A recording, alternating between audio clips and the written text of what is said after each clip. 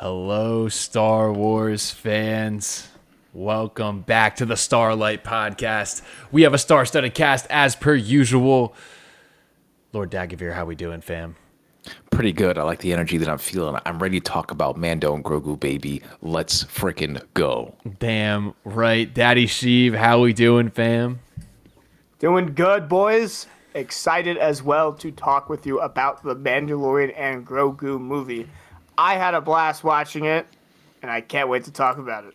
Let's do it. Damn right. And as Dagovere, always, Oh, yeah. sorry, I have to do this every time. Ready up. Ready up. Dagovere, give us a segue. Oh, what was the segue for what? What are we doing? Give me a little Shikari. Give me a little Shikari. Oh, all right, man. I just gotta let you guys know, man. Here, please, just hold your ears for a second, okay?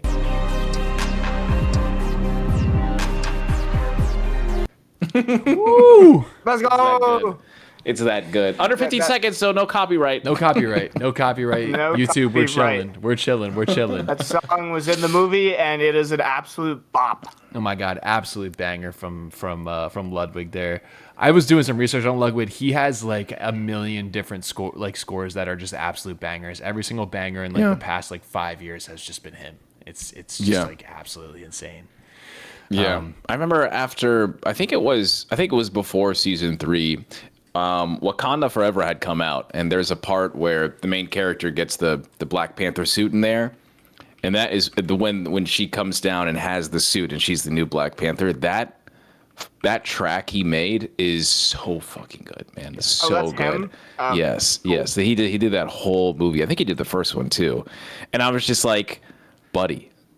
Relax. I need you on Mandalorian. I don't need you fucking making bangers for every franchise. Okay, just keep the magic with us right now. But I listen to that track every once in a while. But the whole movie slapped. The whole movie, dude. Din and freaking Grogu just walking around the street, and it's the best track in the OST, I know, dude. bro. He's putting up John Williams type scores out here. There are some good scores in this movie. I mean, there's 21 tracks on it, and I feel like most of them are pretty memorable. Yeah. I mean, I'm not gonna lie. When I first heard this right here,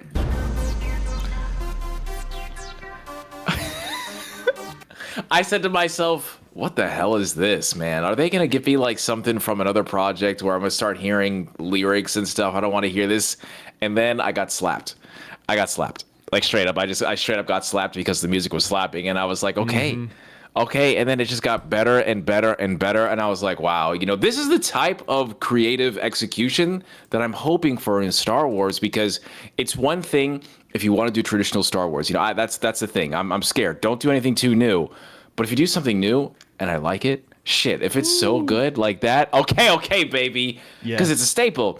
And season 2, we got the Dark Troopers come out, and they have this whole dubstep thing, right? That's like the first step dubstep is ever in Star Wars, but it fits everything that's going on, and I'm just like, all right, like you can cook. There's a lot of tracks in this song that doesn't sound like familiar to Star Wars, but I like them all.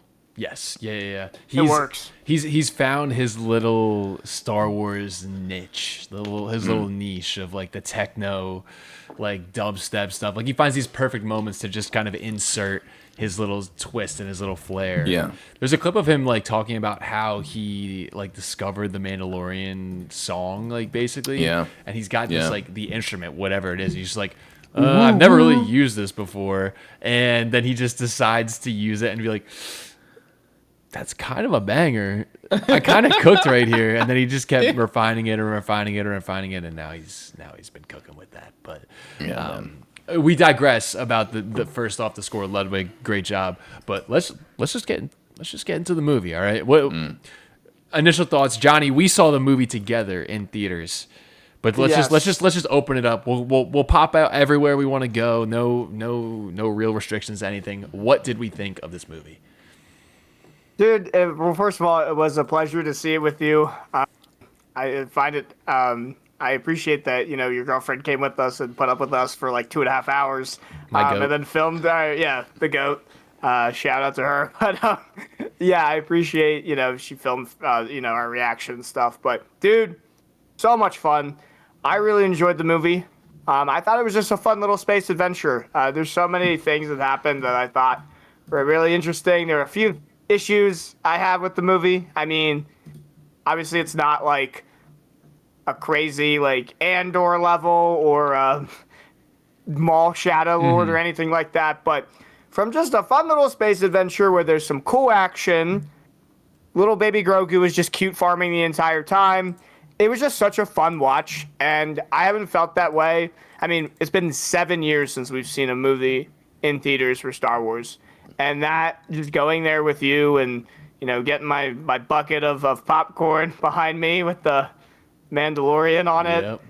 I had a blast. I really can't complain. It was just a fun little movie and some fun action in there. So yeah. I need to go see it again. Yeah, I would love to see it again. Dagovere, you saw it twice.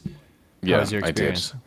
Yeah, definitely. I would say I was a little annoyed with like the previews and everything. There was this whole minion thing that was happening in the beginning, and I don't know. If I love the minions. Dude, those previews were so long. I kept looking at Connor. I was like, okay, what's going on here? Yeah, well, that's exactly what I'm talking about. It's like 8 o'clock, 8:30 is like the showing for me on Thursday, and so by the time the movie gets done, it's like 9:20, 9 something, or something, and then you know the minion stuff is going on. I'm just like, okay, all right, man, this is like a lot, like genuinely, this is a lot. And then the movie starts, and then when the pacing happens with the Grogu stuff, it's like 11:30, you know. Yeah, it's like 11:30 at night. So and I feel like there was one guy next to me. I actually had to tell him to like shut the hell up because he was just like really annoying the entire movie, and just like he was like one of those. Like the moment he saw Kathleen Kennedy on screen, he was like, you know, he did one of those. Oh my god. So yeah, it was really bad. Like the entire, I don't even know why. I felt so bad too because his wife was enjoying everything, and every time she looked at him, he was just kind of like, this is stupid. This is so fucking dumb, and like it was just like really bad, you know.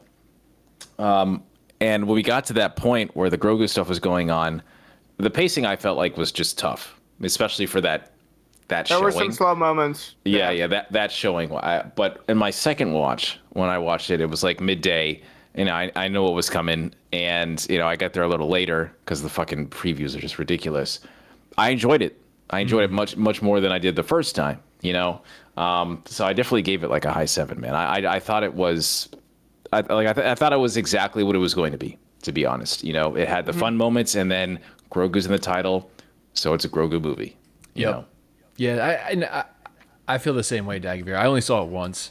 But one of the things that I've seen a lot on the internet is people making fun of and just basically like having a negative connotation to people calling it fun.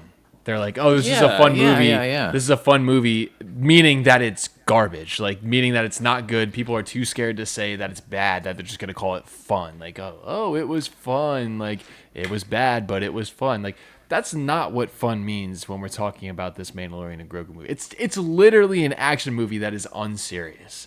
Like, your main character... Thank you. Your main character, literally the co-main character, who I think is probably the main character of this movie, Grogu, is a 50-year-old alien baby who can't even speak words. Like, of course this isn't going to be some riveting dialogue-filled movie. It's going to be an action-packed, fun movie, which is exactly what we got. And to me, Grogu and the Anzellans absolutely stole the show. Dude, they're so funny. I love the Anzellans, bro. I just think of Babu Frick.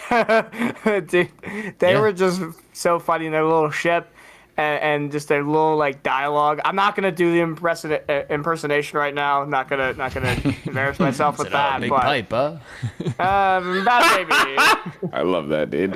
But no, they totally stole the show. They were really fun. A lot of people are talking about how there's like not a lot of lore implications to this, but like there kind of is with the twins dying and like Rada and the whole Hutt stuff. Like that's kind of a pretty big implication for the galaxy as a whole, where it's like these I don't know if they're they're not the last Hutts, but like the biggest Hutts on the block right now are just after dead. Jabba. Yeah.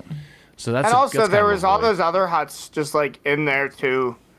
Or, you know, when Mando first went there, he kept seeing those Hutts. I guess they're all dead too. No, I don't think they were there when that went off. But regardless, It's funny you bring that up, Connor, because I was talking to Dagovere the other day, and I kind of said the same thing, and he brought up that point of, the twins dying. Yeah. And and it got me thinking, like, there is also with Grogu, using the Force to, like, lift up Rada, and then there's the Hutt implication. So there were some small, I guess, lore changes, but, it's not like it's like a crazy No, you're right. Yeah. change to the lore or anything. And I don't know why people are, like, using that as an excuse to why it's bad. You hit the nail on the head, Connor. This is just a fun little space adventure. I see it more as to get people liking Star Wars. From what I've heard and all these people I've talked to, like, friends, coworkers that, like, are not really into Star Wars, and they absolutely love this movie. But, like, what I'm finding is super, like, people into Star Wars are being overly critical. Which I can't say I'm surprised, because Star Wars fans like to complain about things. But the sky is blue. Yeah, sky's blue. But that's what I'm finding is, like, this was just a fun movie, and a casual Star Wars fan, there's something to get people into it, and this was really, really enjoyable. And there's some memorable moments in it too, with, like, the Top Gun thing in the beginning. Like, that was whole Adelphi cool. base thing was beautiful. The Adelphi base, like, honestly, I would love if that was some kind of, like, Disney park thing. Yeah, every shot with the Razor, yes. Yeah, every shot with the Razor Crest in the beginning was gorgeous. And they also, like, up the ante of the whole theme, too, at the beginning of that. I just thought was so good. Also, the choreography of the fights, I noticed it, like, the actual, like, body actor, like, punching stuff, like, it was, like, intense. It seemed like a little bit, they upped it a notch. It was from really cool. The movie, like, he really was, like, going in on stuff, and, like, it was very fast paced, and it was, like, John Wick-esque to be able to just walk through that entire base. And it was kind of, and our friend of the podcast, Ryan, said I just saw a video earlier today of him talking about how that whole sequence without any words is basically giving props and an ode to the body actors, like the body doubles that are in that suit where that's their time to shine. On that, I actually think, really cool. I actually, it's actually one of my favorite action scenes in Star Wars is the action that happens inside the AT-AT. Like, I actually think this is one of the coolest scenes because we don't really see, like, people getting bodied in a freaking AT-AT. No. And dude, he was going nuts. Yeah, and that was very John Wick. I really liked it, and it's one of those things too. You're just sitting there, I was like, damn, bro, these two stunt devils that are in this, the legacy of John Wayne and this other guy that's also extremely acrobatic, and the way Mando moves is so important that. And I kind of forgot in the first two seasons just how well Mando had moved, because we didn't really get to see Mando too much in the third season. But Jesus, man, when he's going in there and the track is playing so well, matching everything that's going on at the beginning, along with the siren, I thought that was peak. Well, yeah. I thought that was so good. Yeah, like, I could not wait for it to come to physical. Opening. Yeah, and physical and digital media, because I can't wait to make screenshots and record in 4K, dude, because it looked that freaking good. There's there's that one shot of the mouse droid going through the oh my god, and he's switching music's that freaking snow trooper, like it's freaking Shawn Michaels, and it's happening in the analog horror move. I love that camera. That was so cool, man. Yeah, and the first time we see Din is like from the reflection of his own blaster shot when he takes out that guy. Like, you don't even see him. It's just like the reflection of him. I thought that was so well done. Like, that really like the action is something that really stood out to me. Along with that score. Yeah. Oh, God. I like. It was such a good opening. It was. Dag. Yeah, no, it was up there. I was gonna say the same thing. Yeah, and it leads into like what you talked about, Dag, with some of the pacing. I feel like after that, and as we got into like the second and third act, that's where it started to get like really slow. But the opening scene and then some of the Shikari stuff was just so cool. Even when they go into Zeb. My guy, Gareth Zeb Aurelius. Yes, yeah, they just framed it there, dude. Live action, just going absolutely wild in that hallway. Dude, Zeb was one of my favorite characters in Rebels, and to get him in live action was awesome. And I like how they incorporated him, too. I didn't feel like they kind of, like, shoehorned him into the movie. It, like, makes sense because at this point he would be with the New Republic, and he knows Din from season 3. So it made total sense that he would be involved to an extent. So I thought that was awesome.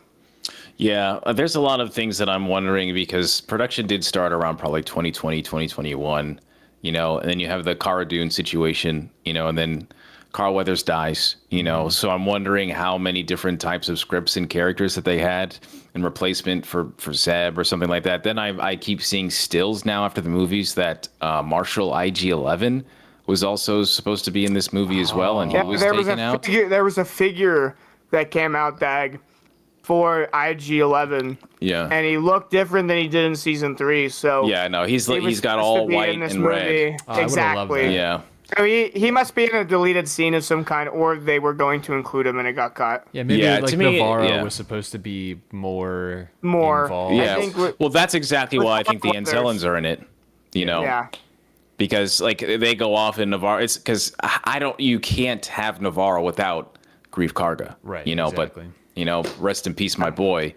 There is no tomorrow. If you know, you know. But it's just really tragic that it consistently happens with Star Wars, where something like that happens. It's just like what I was telling you about all these other things, Connor. It's like, dude, you this is permanent. You can't change this.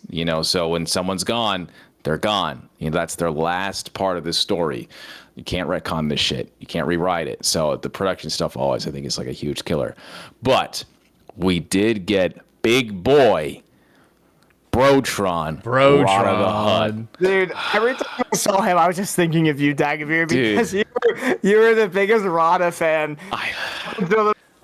With the trailers and he's talking about him being juiced up and on the trend, and dude, he was getting a good old pump. Dude, I think it was last year we had called it. I was like, dude, I think he's gonna be the biggest bro. I think he's gonna be a good guy. That's what he was. Yeah, I was so happy, and I think they should have led into him more, man. I was just about to say that. I think he should have been more of a douche, yes, more of I'm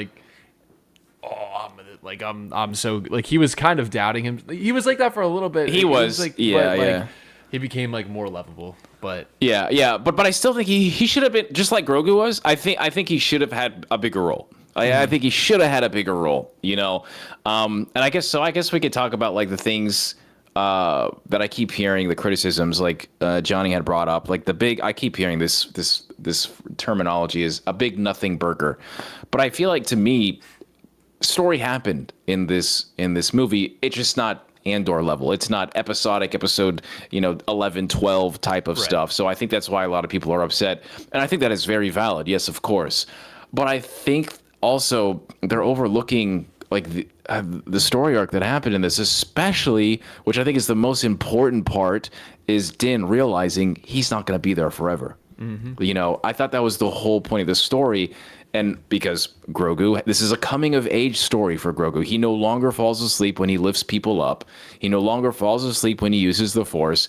He doesn't need any help in this story outside of transportation. And then at the end of the movie, which is, in my opinion, a freaking great ending, is Din is finally like, all right, kid, jump in the driver's seat. I'm going to teach you how to drive. That's every son, father, son's dream.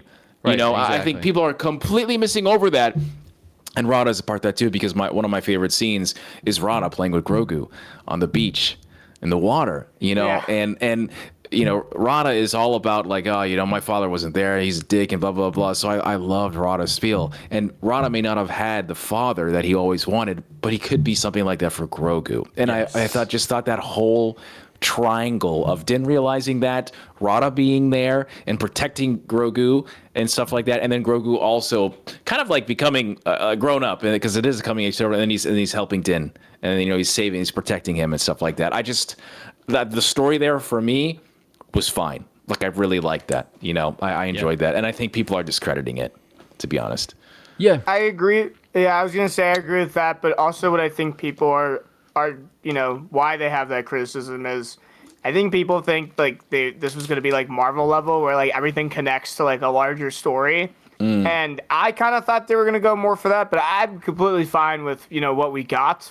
Now, we did get a little bit of cameos with 2 of the Imperials that were in the movie were on the Shadow Council of season 3. Yes. So it does still tie into some of the larger story that they have been telling with these TV shows. But that's what I'm noticing too. I think people were expecting of this to be like some kind of Marvel thing where like everything connects. And I was like, oh, there's Grand Admiral Thrawn or something like that.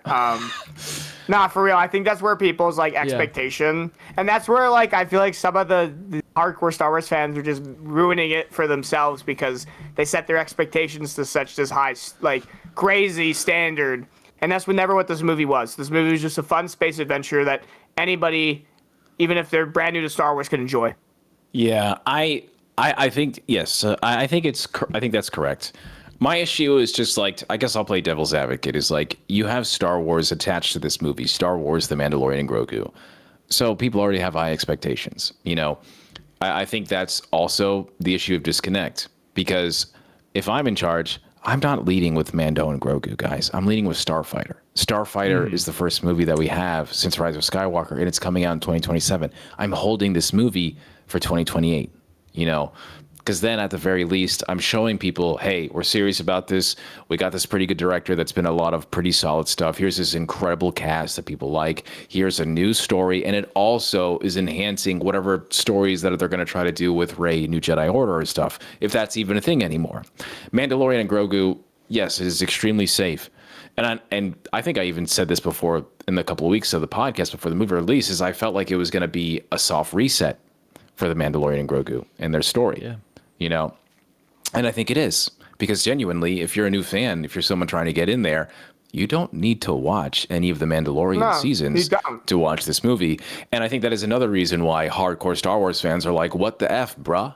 You know, I don't know. Like, I get it. I hear you. I understand all the criticisms. And I just think it kind of sucks that Star Wars fans have to lower their expectations for Star Wars, you know, but at the same time, too, if the title has Grogu in it, I'm not expecting Andor, you know? Right. That's what I'm saying. That's completely valid. Yeah, go ahead, Connor. No, that is valid. It, to me, I just didn't expect this to be that like a super high level. So like I went into it with zero expectation. So to me, I just enjoyed what I had on the screen, which may not be what most Star Wars fans are doing. Like maybe a lot of, like you said, it's Star Wars movies, so we're expecting a certain level of quality. Not that this wasn't quality. It's just like I usually like to go into projects without expectations, so I can just take it for what I think it's going to be, or for what it is when I'm watching it. So I had a really good time in the theater. Everybody I was with had a really good time in the theater. And I think everyone in our movie theater really enjoyed it too. So like that's what this movie is supposed to be about. Every theater I was outside, the guy fucking next to me, of course. Yeah. Jesus Christ. Yeah, and I was talking about this on Threads, and I'm just so excited for people who have never seen a Star Wars movie in theaters before. Like this is a super good experience for people who are either one, just dipping their toes into the fandom, or two, if you're a kid who is, could be 7 years old and have never seen a Star Wars movie in theaters. Like a kid could be, a 3-year-old when The Rise of Skywalker comes out. They're 10 now, and now they're really into Star Wars, and they're like, oh my God, I'm going to be able to see a movie in theaters now. Like that is what this movie, to me, is for.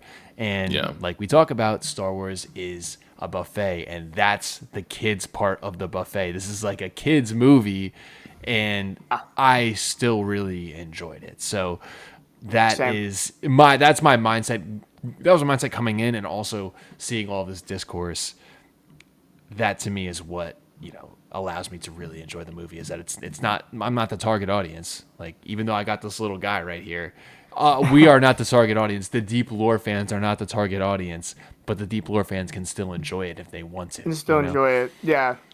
You kind of hit the nail on the head. This is a perfect intro for people that are, newer to Star Wars, and this is their first time experiencing it. That's kind of what more the movie was for. Not, Grand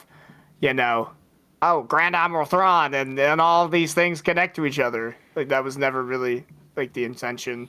Yeah.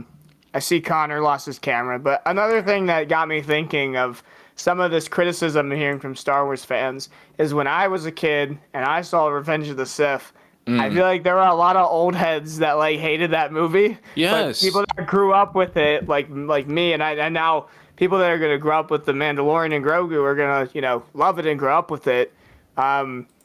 But yeah, at the time, dude, people did not like the prequels. They didn't. I grew up with them, and I love those movies. So I feel like it's just a similar cycle that always happens with Star Wars. Is a certain generation or a certain part of the fan group is gonna have a problem with it. Yeah. So yeah. Yeah, but that's the thing too. I just had this huge issue on one of the freaking game stores that I went to. One of the guys was talking about, he's by the way, this kid's like 18 years old. And he's talking about how like, nobody likes the sequels. They're all garbage. They're all trash. They're not even profitable. And I was just like, well, I mean, the first one made like $1 billion. I don't know. Yeah, I was about to say that's just genuinely not true. And then I was like, Hasbro and Lego. Yeah, Hasbro and Lego like $1 billion every year just on Lego stuff. And he was like, yeah, but it's been 10 years. It's been 10 years. And then I was trying to talk to him, and this is a young kid, and he's extremely toxic about like those certain things. And it's so funny. He's like, yeah, but Disney Star Wars isn't good. I like Rogue One. Revenge of the Sith is my favorite, and Rogue One is very good. Andor's a beautiful story. And I was like, but those are Disney stories. He's like, no, they're not. They're made by somebody else. And I was like, okay, all right, man. And I was just trying to help him understand, as I'm almost 40 years old. Like I said, I'm the old dog. I'm Unk here, and no. People did not like those movies. The people that I was with in school also did not like their movies because their parents were telling them that this was dog shit and George destroyed their childhood. They made a whole documentary about how George destroyed their childhood. Yeah, hated the prequels, dude. But that's the thing though too, is like there's like I'm telling this person in real life and they're saying no, that didn't happen. Like, it's kind of crazy, though, because of the perception of the sequels. All of a sudden now it enhances the sequels. But I think what's tragic is that you guys know how I feel about the sequels. Okay, I think it will be harder to disassociate with the hatred focused on the Disney era of Star Wars because everybody has a mic in front of them now, and it's much easier to tell people this is shit and this is good. And I think you're not going to see the same type of reception of the sequels until much later. Maybe even 15, 20 years, because those kids that had dressed up as Rey that I see all the time in downtown Disney and Batuu, Galaxy's Edge and stuff like that in Hollywood studios, they're going to be older. They're going to be grown kids, grown adults and stuff like that. So, and then they're going to be like, yeah, I like this one. Yeah, I love The Mandalorian. I love Skeleton Crew. Skeleton Crew is the first thing I ever saw, So Mandalorian and Grogu was my first movie. For a lot of them it was, because everybody outside that guy next to me had kids, and they all were bopping, and the Enzellans would not stop. They were laughing the entire time when the Enzellans were showing up and Grogu was. I mean, dude, the both theaters I was in when Grogu showed up, they cheered. They were cheering for Grogu. He's an icon. Crazy. He's literally an icon. It was insane. And that one part where he builds the hut, and then he pushes Mando in, and you hear the clunk. Every theater that I was in laughed so hard for that dude every time. Yeah, it really was. Grogu's the guy, and I'm sure he'll be, more of the face of Star Wars, moving forward. Yeah, like he's kind of like the main character at this point, more than the Mandalorian, I'd say. And this movie, like you said, Dag, was more of a Grogu story than a Mandalorian story. Yeah, I think it is. I expect that more moving forward, just more Grogu stuff. Which I won't complain. I would like to see this. Maybe he can get on a workout plan from Rada, and get work it out a little bit, and another like 100 years. I don't know. Like Yoda lived to what 900, so yeah, and Hutz could live I think past 1,000 years too. So so they're gonna be best buddies. Dude, they're gonna be lifelong buddies. Yes. Rada will get him hooked up on that workout routine. Starting chest day to arms. We get a little lower body in there, and Grogu's going to be a buff, whatever species Yoda is. So, excited. I love it. To see move forward. I do think that they need a third character, man. Like I genuinely, I think that they need another character. Like I like whether it's Boba or Fennec Shan or you recast Cara Dune. Shit, I'd even go as far as the lady that's in season 3 and season 2, the Imperial that freaking destroys your boy that has the glasses. I would say recast her and put her as Cara Dune, and and then have them do the thing. I just think that maybe there needs to be another dynamic here. I like that. Yeah. I do think it's because, I mean, you can only do so much with father-son stuff. Yeah. Boba's sitting right there. Boba is sitting right there, man. Dude, Yeah, he's but do literally you think on his that's another? throne. Do you think that's another father-son? I'd argue that's like another father-son. I think it needs to I be. think Cara Dune makes sense now. Yeah. About recasting her, I thought that like she had made up with Disney. I had heard some rumors about her coming back for some reason. I don't know if that's true. Listen, politics aside, But Cara, I think, would be good to re-include. She was a good character. yeah, no, I always liked the character. I just had issues with the person. But that being said, as a Star Wars fan, I cannot be a Star Wars fan without believing in redemption and atonement. But that's I'm not Lucasfilm, and everybody else crucifies her, and they're justified in thinking those things because she hurt them, and everyone that's hurt has that validation to feel that way. I believe in second chances. I'm not saying this should happen, but I do think that there needs to be something that happens with this character in this show going forward, because if you're not going to evolve Grogu and he's just going to be a kid, I don't know how you can consistently get away with that in the story, because it feels like, at the very least, most of the fandom is feeling like it's time. This almost seemed for like him to me. This evolve almost or seemed grow like up. a send off for that character. A little bit, because it was a coming of age story. Like at a certain point, he's gonna have to start saying something. Like he's gonna have to be Yeah, able he's to gonna say be some grown more Or even lines. even if he's like teenage Grogu. I'm not saying it needs to be like Groot or Right, anything like yeah. that, because I don't want this to be Marvel, But there definitely needs to be a point here where Buddy needs to probably start to use a lightsaber and get older and actually be a character, like just like he was at the end of this movie, in my opinion. Like everything that he did at the end of this movie was great. Now I just need someone that's maybe like 70 years old, or 80 years old or something, Give him a little bit more of a personality. Give him a little bit more. Yeah. Of, A little time skip of some stuff, kind if you're gonna bring Grogu back, because that guy will live forever. So Yeah. Yeah, but I mean, if there is a season 4 of Mandalorian, like where do we go from there? I think we need to continue this Thrawn storyline and this Mandoverse. that's stuff. probably where it's gonna go, and that's what I thought they might lean on more here. Now it was kind of more teased a bit with the Shadow Council, but that's where I kind of see this going. Is kind of more into the overarching of what they're gonna do in Ahsoka with Thrawn. It's probably or more Mandalorian stuff. I mean, you could always go to more back to Mandalore, I guess. I would say no to both. I think the story is with Rada. The Hutts are dead. Most of the Hutts, anyway. Tatooine is free. To Boba Fett. Yeah, then That is all for Rada to claim. And I know Rada's sitting like there. wanted it. Well, but yeah, buddy. But I hear what you're saying, Rada. But not everybody's gonna appreciate you working in the New Republic, bub. Most of those people are ex-Imperials who also had ties in with the Hutts. And then the New Republic people that are there ain't gonna be liking your boy who's been in the Syndicate, whether you're a good boy or not. This is gonna be a whole Lady Vader type of thing. So I think that this is a great opportunity, especially if I'm making the pitch and I'm in the writers' room. Rada, let's start changing your side of Hutt space and own Tatooine. Maybe we free some slaves and cause some ruckus, unite with Daimo Boba Fett, and then there is a whole criminal underworld story that you got with Mando and Grogu. Who's helping you? That's what I would do. And then you don't have to worry about Thrawn and everything else. That's what the Ahsoka series can do, and you have the room to spread to all these things, But I think you have to go at some point.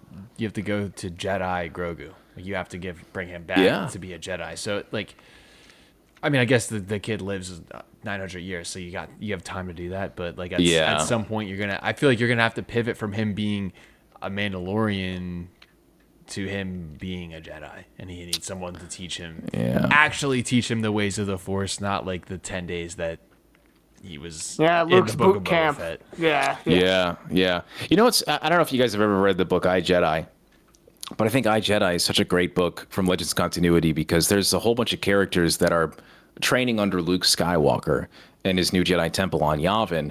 And the thing is like Luke is like he kind of just like is this self-proclaimed Jedi master because no one else could give him like the Right, title yeah. of master, you know? And so everyone else is like, oh yes, Master Luke, thank you, Master Luke. And then there's this one guy who's all like, are you sure this is the way to do this? And he's like, oh yeah, I guess the Force is telling me, you know, but he's kind of learning from everybody.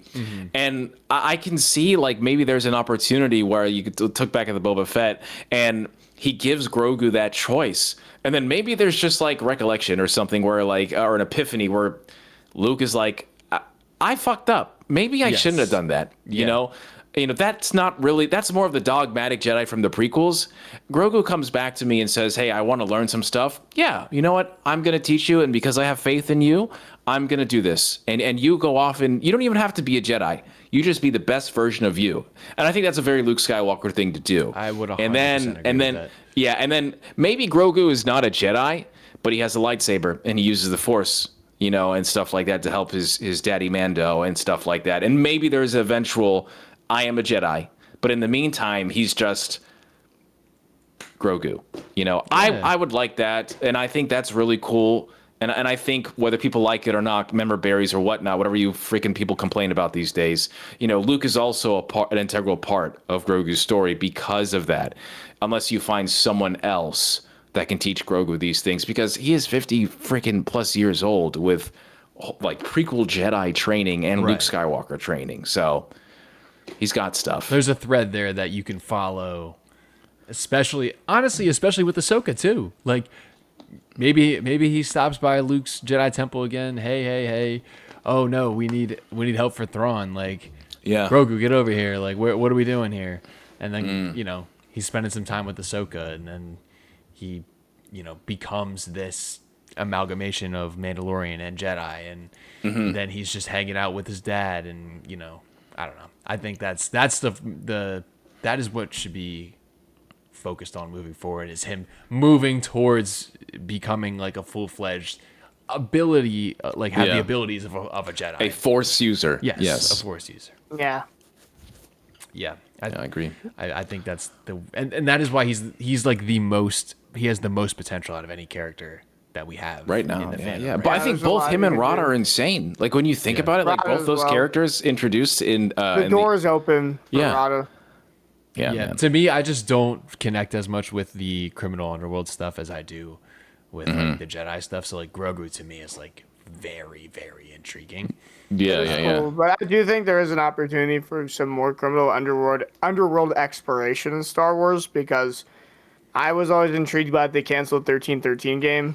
If you know, you know. I know, yeah. And I've always been kind of intrigued by the crime syndicates and that power dynamic. So I feel like this does set up that part of the story, you know, with Rada and, you know, with the twins' death. So there seems to be a lot of potential here, guys, for how they can go to the story. And the more we talk, the more I see that this does have a little more implication to, or could have more implication to the overall story of Star Wars than I originally thought. Yeah.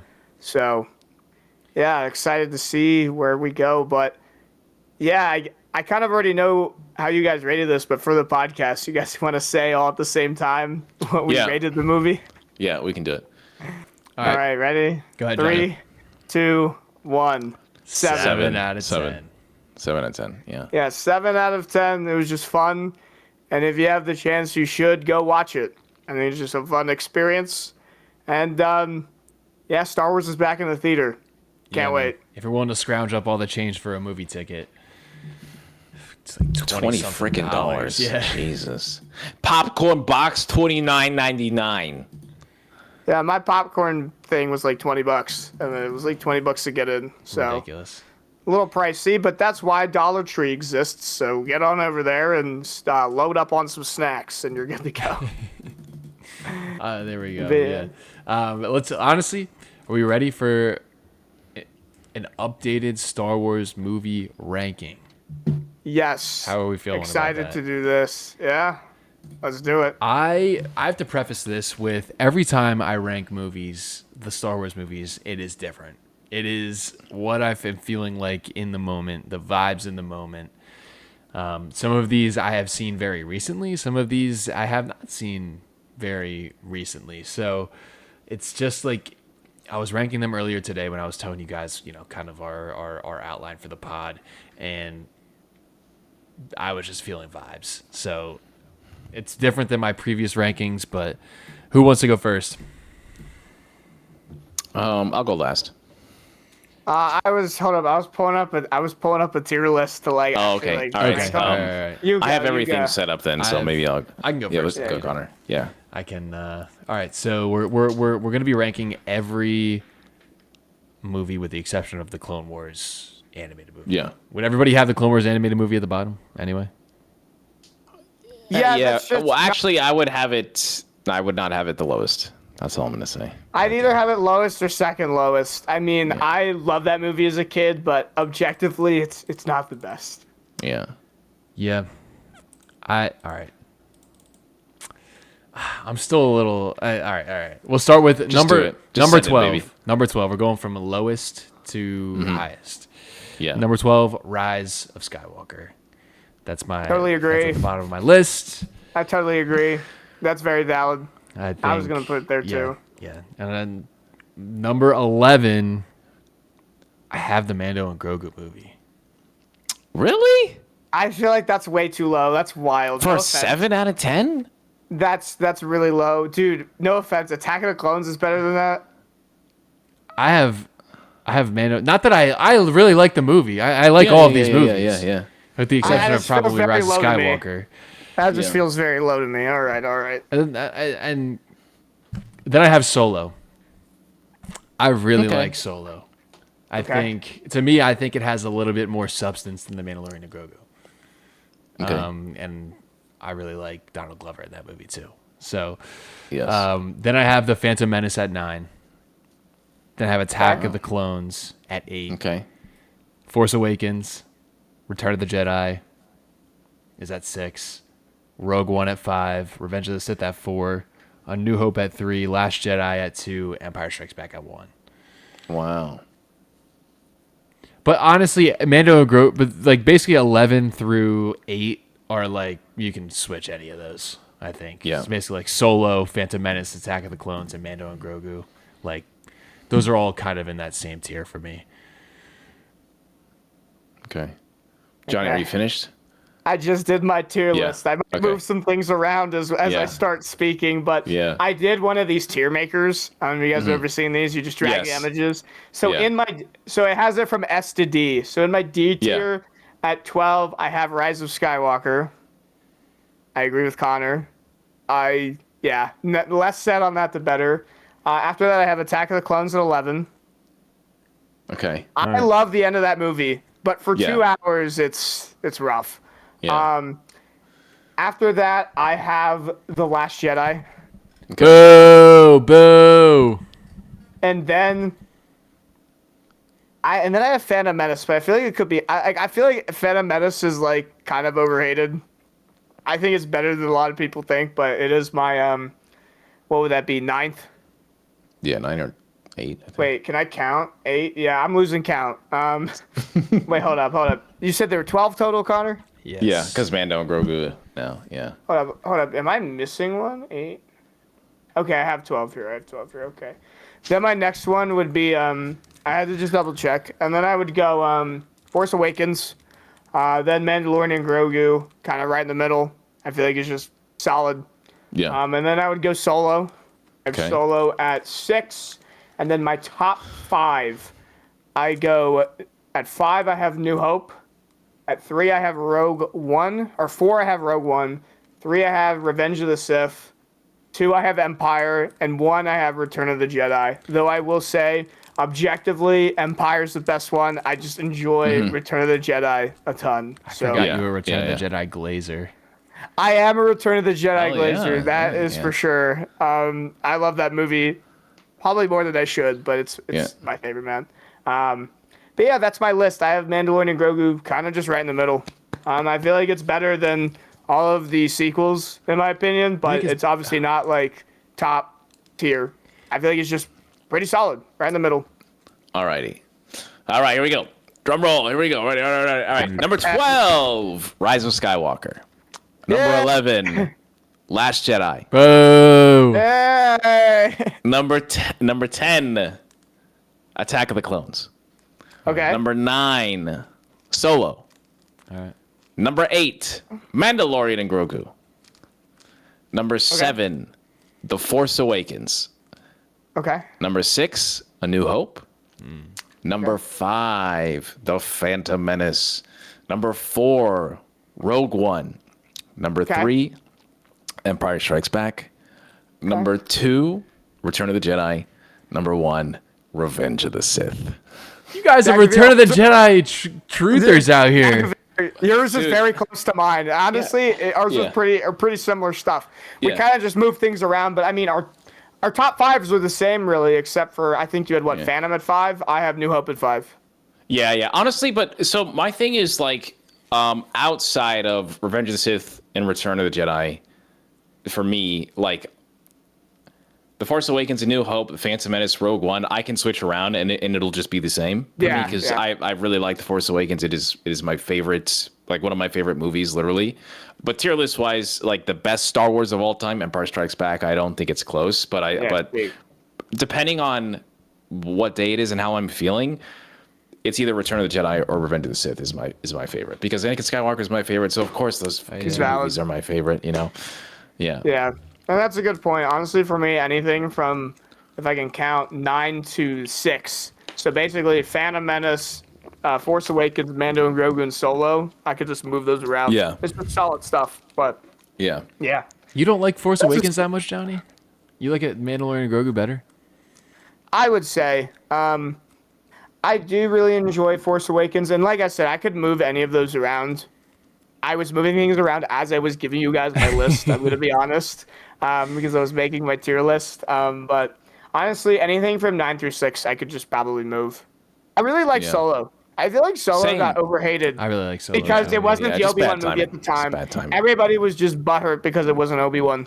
But that is a very solid Star Wars movie, and it was fun. So I really enjoyed that movie. I think more than a lot of people. But valid list, guys. Just remind me again, Connor. Let's just do our top 5. I want to just hear our top 5s one more time. So, Connor, start with your top 5 again. Top 5. Number 5, Rogue One. Number 4, Revenge of the Sith. Number 3, A New Hope. Number 2, The Last Jedi. Number 1, Empire Strikes Back. I'm a Luke Skywalker We listen guy. and we don't judge. I'm a Luke Skywalker guy, so I love Empire. I love Last Jedi. And I mean, New Hope's just say like that one more time classic. for the clip. Just say it one more time for the clip. I love The Last Jedi. I love Clip The it. Last Jedi. I can hear it right now. I love it. I love it. I love it. I love it. So we appreciate who you are. I think it's the movie. yeah, I think it's the Star Wars movie I've protect seen you. the most. I think I've watched that movie the most. I'm very happy for you, genuinely. Yeah, I'm glad you enjoy that. You enjoy what you No, like. if anyone talks shit about you, bro, I got you, bro. You know, Thank you. I got you. No, straight up, man. Yeah. You know, it's not my favorite, but I'm so glad that movie did not put you into depression like me. You know, that's Yeah. genuinely. My journey with The Last Jedi is I loved it, and then because I was like, when did The Last Jedi come out? What year? Like 2016? 2017. 2017. So I was like 17 or 18 years old when the movie came out, and I was like, I loved it when I like saw it, and then I just like started seeing everybody hate it. And like all of these videos talking about hate. So for a little bit there, I was like, yeah, these guys are Maybe right. I'm the baddie. I'm like, honestly, these guys are right. Like they are. This movie is trash.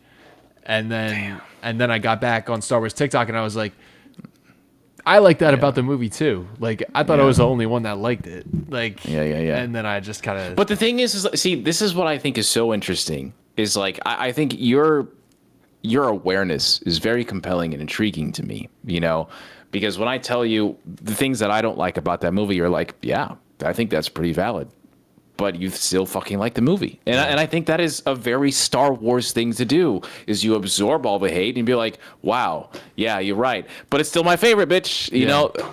Like to me, like the thing, because when I'm ranking these movies, like the stuff that I like the most is what most impacts me on that movie. Like, I think the stuff with Luke Skywalker and the character work that goes into Luke Skywalker and his, relationship with the Force and relationship with, his past self is like such deep character work, and I love it so much that it outweighs the bad stuff to me in that movie, which is like the resistance stuff, like the stuff with them going to Canto Bight. Like that stuff is not great. Like it's not that good, but the stuff that I do love about that movie just shoots it all the way up there for me. Like I think about that stuff all of the time, and I just love. That's how I felt about the Mandalorian and Grogu. Yeah, honestly, it's like there's stuff.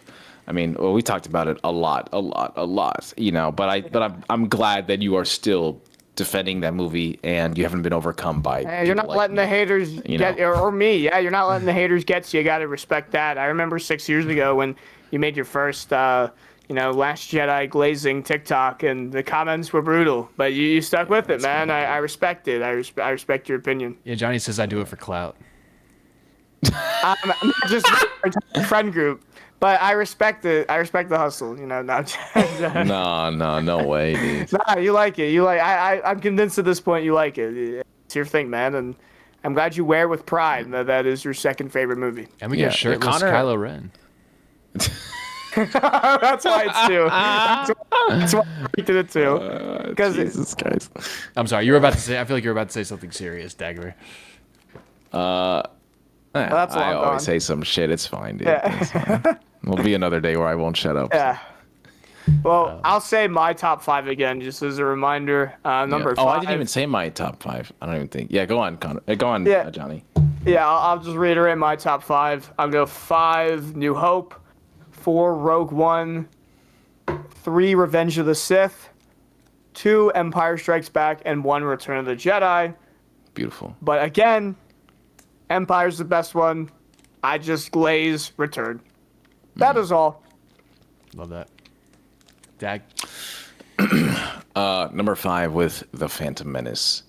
Number 4, Rogue One. Number 3, Empire Strikes Back. Number 2, Return of the Jedi. And number 1, Revenge of the Sith. Love that. I love it, boys. Valid. Yeah, I got so much. I got everything. Yeah. It's I don't know. Connor, I really genuinely love the franchise. Yeah, I love Star Wars. I feel like, I would watch pretty much all these movies again, and I have. Maybe not the one at 12 that we won't name. But anyway. But see, but that's the thing though too. Is like I can put the movie on and I can enjoy something about each one. It's just the feelings that come with everything else. Because you can't take the good without the bad. You can't take out the this makes me feel good without the this makes me want to freaking just not remember anything in the past 10 years, and that's the whole part of it. And I think that's why so many people get so offended, because they genuinely love the franchise. Just people have a much more healthier way to express themselves than others. My always thing with The Last Jedi was like, I've always seen myself as a failure, as someone that has problems. And so Luke Skywalker to me is my Superman, and I did not want to see him as someone that's a failure. I didn't want to seem like someone like me, and that was my biggest issue. So someone comes in and says this, and they want to make a movie, and then you hear about the director talking about how in his eyes, a movie is only good if you make the entire fandom fight each other about how good the movie is or how bad the movie is. And I just, on top of everything else that happened in the movie, I didn't appreciate that, But a lot of people really love that movie, and I'm so freaking happy for them, because just like Connor, it's a lot of people's first introduction to the franchise, and they really, really love that movie. And I'm very happy for them, because they, in my opinion, are who I was when Revenge of the Sith came out, where I think Hayden Christensen is one of the greatest actors. I think Anakin Skywalker is like the coolest thing ever. I watch Revenge of the Sith all the time because it makes me feel that emotional Anakin, what the fuck, So, and I think that's what people get out of The Last Jedi that really like it. And I'm very excited that they felt something like that in this franchise. Yeah. We could talk about The Last Rise Jedi of forever, Skywalker. so. But I know. I know you.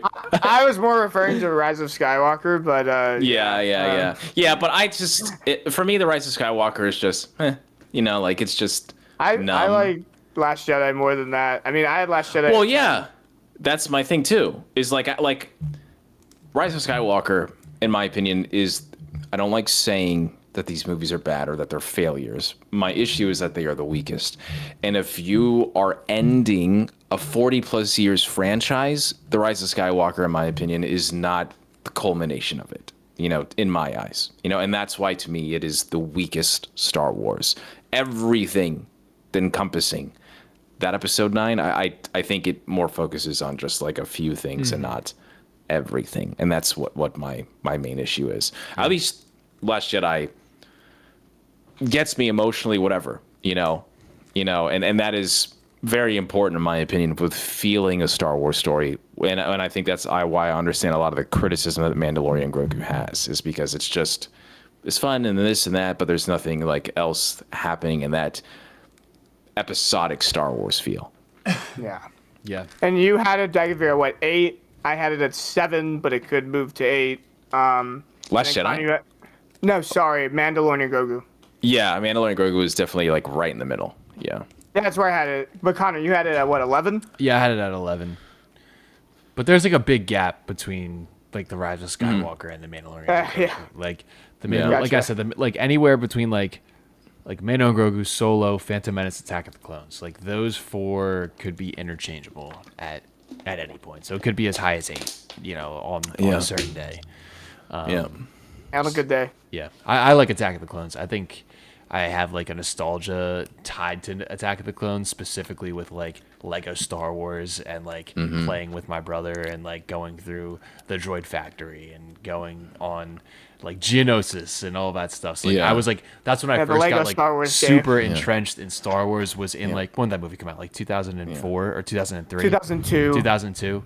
Yeah, like that's when I was like, I love that movie. Becoming conscious in life. Oh. Like, yeah, so that's why I think I have that nostalgia tied to it. I enjoy it as well, but compared to the rest, like I said earlier, like I just feel like it's kind of slow until the last like half hour. The Jedi scene in the arena is absolutely in peak. Yeah, and that it was whole battle definitely was the awesome. weakest of the 6 films, in my opinion, before this era. It still has some positive qualities, but yeah. I remember like it was yesterday. People were walking out of that theater because it was too long. Like that's what I remember. And I'm talking about like people were just like sitting there. I was like, is they got a whole other hour? A whole hour? I just remember all these people walking out, and coming back in. All right, should we transition to a little unlock the knowledge? Yeah, I'm down if you guys want to really quickly. Go ahead. Yeah, could, we're creeping up on an hour here, so. Yeah. All right. So it's about that time, baby. Oh yeah. For some unlock the knowledge, the brand new Mandalorian visual dictionary here. Get it at your Barnes and Noble or Amazon or whatever else. I got that cover again. Show that cover again. It's gorgeous. Look at that. It is gorgeous. Dude, look at that in the helmet. Look at that, Grogu. Yeah, that's Grogu's awesome. Yeah, it's pretty sick. So I was actually really curious as why Navarro was like so. I guess you could say like bountiful in like their connections, because you have Grief Karga. But what's really interesting is they sit on the very outer rim of the Hydian Way, and the Hydian Way is one of the most important trade routes in all of Star Wars because it literally goes across the entire galaxy. There's about 4 or 5 trade routes, and there's a few, but the Hydian Way is like the most important one because it literally connects like half the galaxy together, and they're right on the edge of that. So that's probably why I feel like a lot of people are like, why the hell is this planet outside in the freaking middle of nowhere, like getting all this stuff? Well, it's literally just like at the end of like Route 66 here. So I always thought that was just like really cool, and why the Mandos were there, the Imps were there. It's kind of like the last exit before unknown space, essentially, just like Batu is advertised or any of these other planets. But it's really cool. And if you ever have time, please look up a galaxy map and just see like how vast like the galaxy is, because I don't think people really understand like what the outer rim is. And like you always hear that term, especially in these new shows, but you don't understand like how far these planets are from like hyperspace ways, or the trade routes and stuff. And that's why stuff like the entire territory of the Republic is really important. Then you have Hut space and everything else in these syndicate space and these territories, but then there's stuff like pirates happening and everything else, so it's like so important. Yes. Yeah. There's a lot of craziness. Yeah. And I don't think people understand like how big the galaxy is and how hard it is to travel throughout the unknown regions and the outer rim. Yeah. Which honestly brings me back to the High Republic, where the Republic is first expanding their reach and trying to gain some sort of foothold in the Outer Rim, and they're sending hyperspace prospectors to go and try to figure out what the hell is going on with these hyperspace lanes. It's a resource that had just has literally just been studied and trying to, understand. And they're just sending oh, hey, Johnny, you want to be a hyperspace explorer? Yeah, punch these coordinates. Yeah. We'll see if he comes back. Then we'll place a little buoy there, and we'll know that that's a safe route to take. You could just turn into dust, or you could go end up.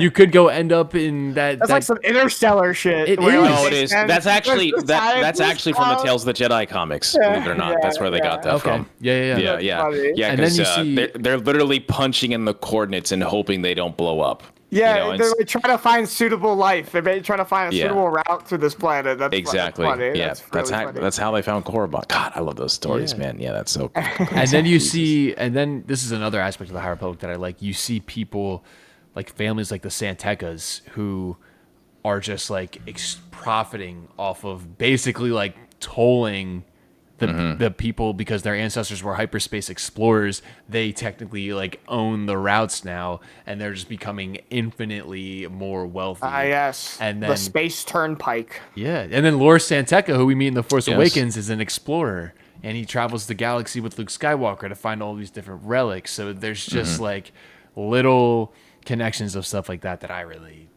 really draw myself to. So that is very interesting, and I don't think a lot of people. You're right, Dagovere. I don't think a lot of people consider, these terms. And you hear hut space and hut space. I was looking at a galaxy. I was looking at a galaxy map today because people were talking about it on Threads. That's huge. It's a huge circle of the galaxy where the Republic can't really operate because of the syndicates. One of the best visualizations of that is in Mandalorian season 2, where he can't jump into hyperspace and he has to go from one planet to another at sublight speed. And I don't think people are how long that's taking, bro. That's he just drove across the country, basically in his Razor Crest that can't go into freaking hyperspace. But Tales of Jedi comics have that too. I always tell you about, there's characters that have been doing that, and I think that's interesting that the High Republic started the whole Lor Santeca thing. But I don't remember them saying that in the High Republic stories that I read. But I also wonder how that's going to work with the Fate of the Old Republic game that's coming out, and stuff like that, because hyperspace is such a key to everything hitting the fan and connecting the galaxy and stuff. But again, that's the open seas thing is you guys do not understand how far there's no land around where all this stuff is. It's just nothingness. So and then we see in was it Shadow of the Sith, where they're anchoring stuff in hyperlanes. Dooku anchors that Sith Vergence, this dark side Vergence inside of a hyperspace lane. Labyrinth of Evil, or I think it was it the Mask of Evil? Mask of Evil, that's what it was. Yeah, Mask of Evil, that's what it was. Yeah. Very cool. Yeah, that's awesome. Thanks for sharing. Yeah, man, it's good right, shit, Johnny. guys. Dude, you're the knowledge guy. All right, Johnny. We try our best. A little 2-minute warning. Oh, yeah, right. 2-minute warning. I was inspired by this one, what Dagovere had said right before we started recording. But I'll just preface this as the new soundtrack for The Mandalorian and Grogu is awesome, particularly the Sakari song. So my question for you guys is, or I guess I'll make the statement, and you can agree or disagree. Oh, shit. The Sakari song from The Mandalorian and Grogu is the best Star Wars song of all time. 2 minutes, go. Oh, hell no. No. No way. But brother. could you make the argument, though, that it's the best from the Disney era? I Hey, guys, dude, I that don't- song, hold up. Guys, just real quick. Just listen. It's definitely the most different It's song. such a bop, It's definitely bro. the I most love different it so song. much. I do really enjoy the fact that the Mandalorian and Ludwig have gone outside of the realm of, the normal Star Wars songs. The Book of Boba Fett theme is one of my favorites. I also really love from the Disney era the Octo theme, like when we first see the Ray shot steps. going down on Octo, and it's like Yeah. That's I Ray love that. steps. I like Ray's Ray theme, the Ray steps. Yeah, the Ray Ray's steps, first steps. okay. I like that. Yeah. Her first and last steps I think are really good because that's also John Williams. I mean that's the big dog, buddy. You going against the big dog, you know. But I will say, outside of that, because I also like Kylo Ren's theme, because Kylo Ren's theme is also freaking a banger too. You know, dun, dun, dun, dun. I think there's still magic in those soundtracks, and I would argue that even haters like the John Williams soundtracks in the sequel trilogy as well. But I think the Mandalorian theme has a very, very, very good run and momentum for Disney era Star Wars for sure. That would be my dark horse. But I would probably put it. I would definitely probably put like Ray's theme is probably pretty good, definitely for sure. Or the Resistance theme is a slap too, bro. Yeah. Dun, dun, dun, dun, dun, dun, dun, dun, dun, dun, dun. Oh my Dun, God, that is so dun. That one's good, bro. That one is very good too. So I can't hate. Like I genuinely can't hate. But guys.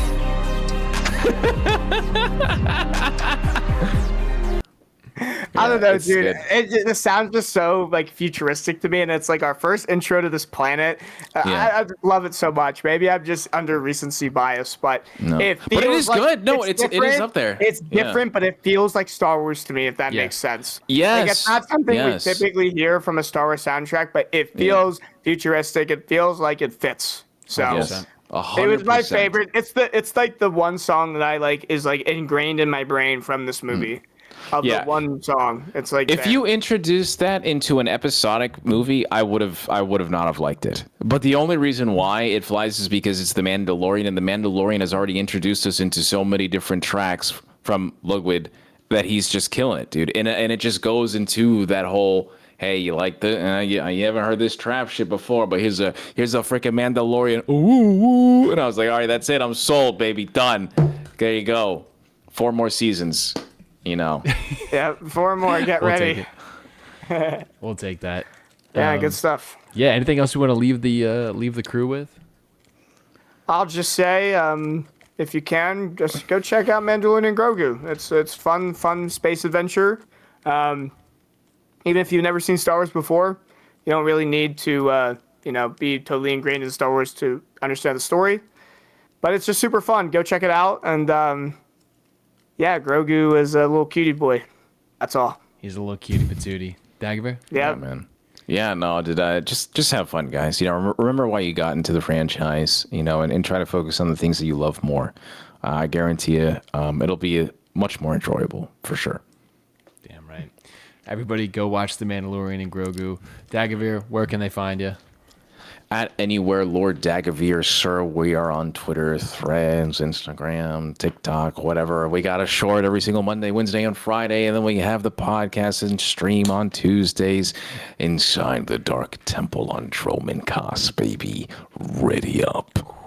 Settle down. Daddy Sheev, where can they find you, brother? You can find me on TikTok at daddy_Sheev, but also do not forget to check out the Starlight Podcast on anywhere you get your podcasts. We're on Spotify, iTunes, Amazon.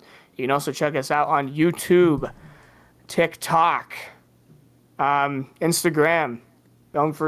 Check us out on there. And I have to play this one more time. So,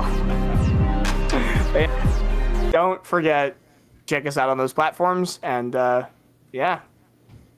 me out too. Hell yeah. We're going to get Johnny to make some more content, I swear to God.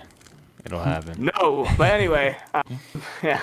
And you can find me at Jedi.Connor on YouTube, on TikTok, on Twitter, but not Instagram or Threads. You can find me at Jedi.Connor_. At Jedi Connor. At Jedi.Connor_. We're cooking on Threads every day. Have a conversation with me. Daddy's cooking on Threads. But yeah, if you listen this far, thank you so much for all the love. We hit over 500 followers on Instagram, so shout out to everybody there. Shout out to Toph. Shout out to Zahir. Shout out to them. And I'll never let it die, baby. Damn I'll right. never let it Yeah, die. Damn right. Shout out to all of you. So, thanks so much. May the force be with you.